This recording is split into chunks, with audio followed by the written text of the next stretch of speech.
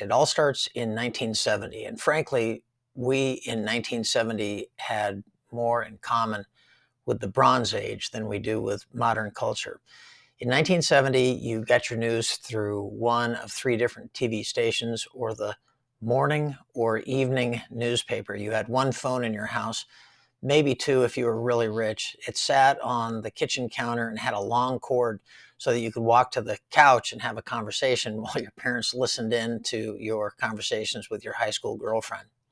So yeah, a lot was different in 1970. In 1970, money laundering wasn't even illegal and wouldn't be for another 16 years. But what was the same in 1970? Crime, prostitution, drugs, gambling, all of that.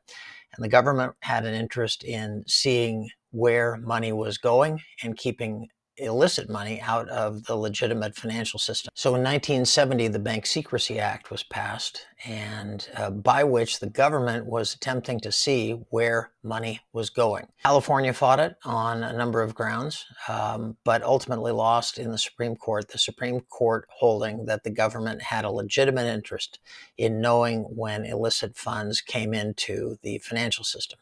So starting in 1970, the BSA requires covered institutions report suspicious transactions through a suspicious activity report and required them to keep track of deposits in excess of $10,000 in any one day.